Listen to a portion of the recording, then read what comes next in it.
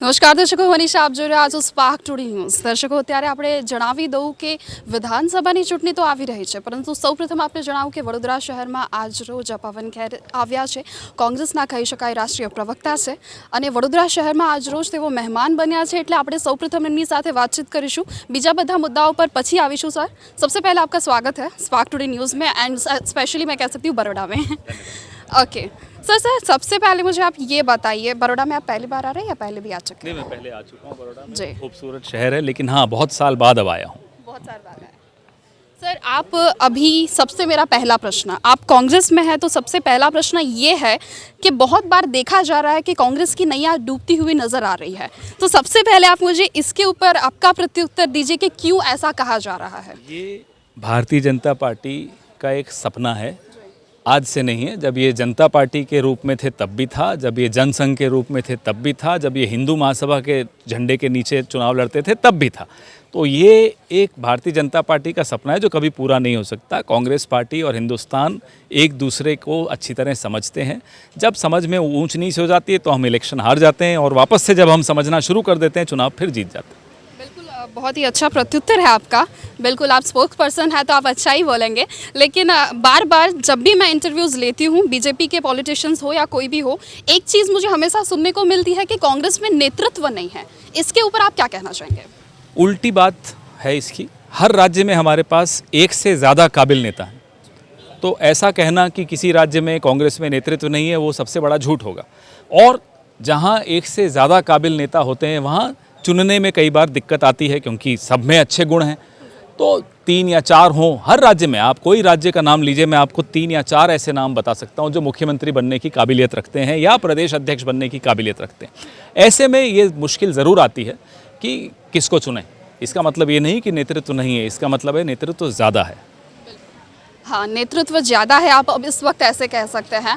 इस वक्त आप ये बताइए कि पूरे देश में एक लहर है बीजेपी की, और सबसे ज़्यादा अगर हम कहेंगे तो हमारे माननीय प्रधानमंत्री नरेंद्र भाई मोदी, काफ़ी लोग उनको पसंद करते हैं। तो कांग्रेस के लिए काफ़ी इस वक्त कठिनाई को सामना करना पड़ रहा है, उसके लिए क्या आप क्या ये कहेंगे? लहर थी, अब ये जाती हुई लहर है। लहर की एक प्रकृति होती है, वो लहर वापस भी जाती है, तो ये लहर वापस जा रही है।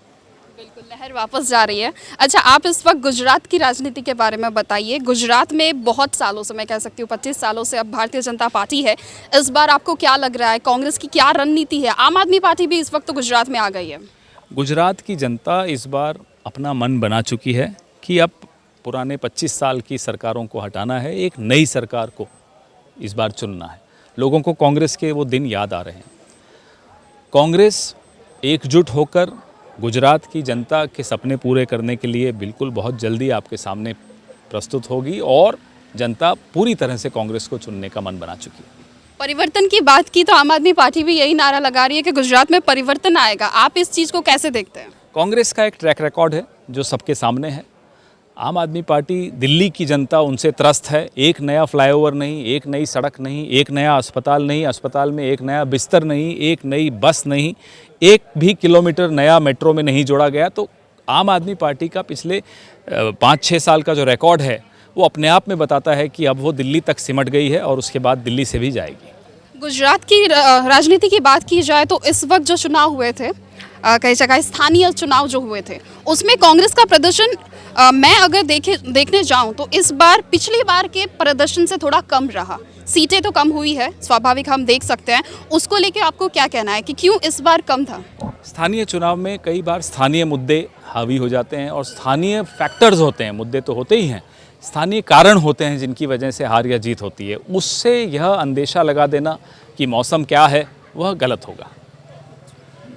भारतीय जनता पार्टी का ये कहना है कि उन्होंने बहुत सारी योजनाएं लाई हैं, प्रधानमंत्री जी ने बहुत सारी योजनाएं हैं, और सबसे पहले तो उनका ये कहना है कि स्मार्ट गांव बनाए जा रहे हैं, गांव में बिजलियां दी जा रही है, और सबसे रांधन गैस योजना, आप जानते ही होंगे कि गैस पहुंचाया जा रहा है उन तक, ताकि वो लकड़ी ना जलाए, उनको धुआं ना सहना पड़े। तो ऐसा सब वो अलग अलग योजना ला रहे हैं, तो आपकी उन योजनाओं पर क्या प्रत्युत्तर है? प्रधानमंत्री और भारतीय जनता पार्टी की ये सरकार पिछले 7 सालों में नारों की सरकार है, योजनाओं का नाम बदलने की सरकार है, कोई नई योजना नहीं लाए। जब मनमोहन सिंह जी की सरकार गई थी तो इस देश के 7 लाख गांवों में से सिर्फ 18,000 गांव ऐसे थे जिसमें बिजली नहीं पहुंच पाई थी, बाकी सब में पहुंच चुकी थी। 6 लाख 82,000 गाँवों में तो बिजली पहुंच चुकी थी। अब 18,000 गाँव में भी अगर आप बिजली नहीं दे पाओगे तो फिर लानत है आपके 7 साल के नेतृत्व को। फिर 18,000 में बिजली देने की कोशिश करके आप कह दो कि पूरे 7 लाख गाँवों में आप ही बिजली लाए हो, तो इससे ज़्यादा बड़ा झूठ क्या हो सकता है? अच्छा, तो ये मुझे बताइए, कांग्रेस के जो कार्यकर्ता है वो बीजेपी में क्यों जुड़ रहे हैं? ज़्यादातर मैं गुजरात की इस वक्त बात करूंगी, मैं गुजरात से रिपोर्टिंग करती हूँ, तो बहुत बार ऐसे न्यूज़ सुनने को मिलती है कि कांग्रेस में से लोग बीजेपी में जा रहे हैं। उसकी वजह ये हो सकती है कि इस वक्त बीजेपी में लहर है, या फिर बीजेपी के सिंबल को देख के लोग जीत जाते हैं, ऐसा कुछ है? विपक्ष की राजनीति करना सबके बस की बात नहीं होती। विपक्ष की राजनीति करने में संयम चाहिए होता है, सब्र चाहिए होता है, संघर्ष करने का मादा चाहिए होता है। अगर ये तीनों गुण नहीं है तो अपना रास्ता तलाश लेते हैं, और जिसमें वो गुण होते हैं वो हम जैसे, आप जैसे जो यहाँ लोग दिख रहे हैं, हमारे नेता नरेंद्र भाई खड़े दिख रहे हैं मुझको, अमित भाई हैं, ये सब संघर्ष करने का मादा रखते हैं, तो संघर्ष करते हैं। हाँ, लोगों की अभी बात की जाए तो बहुत सी समस्याएं भी हमारे पास आती है। रोड रास्ते की समस्या है, या बहुत सारी चीज़ें हैं। बड़ौदा में बात करें या गुजरात में बोले, या गुजरात के अलग अलग गाँव में भी लोगों को बहुत सी समस्या है। तो मेरा ये कहना है कि वो समस्या तो जब कांग्रेस की सरकार थी तब भी होगी। देखिए, समस्याएं इस देश में कभी, ऐसा नहीं है कि ऐसा कोई वक्त आया हो कि सारी समस्याएं खत्म हो जाए, वो किसी भी सरकार के लिए संभव नहीं। लेकिन जो मूलभूत समस्याएं होती हैं, आज खेडूत बैठा है, 10 महीने से बैठा है, दिल्ली के बॉर्डर पे बैठा है और कई राज्यों में बैठा है, उनकी बात सुनना तो दूर, उन पर अपनी गाड़ी चढ़ाकर उनको मार देना, ये कौन सी सरकार में हुआ, मुझे आप बताइए। हमारे खिलाफ आंदोलन हुआ था, अन्ना हजारे का आंदोलन हुआ था, हमने उनसे बात की, चर्चा की, संवाद किया, उनके कहने के अनुसार जन लोकपाल बिल लाए। ये होता है सरकार का रवैया, सबकी सुनो, सबसे संवाद करो। लोकतंत्र का मतलब ही ये होता है। ऐसा थोड़ा ही कि आपने गाड़ी उठाई और किसानों के ऊपर चढ़ा दी।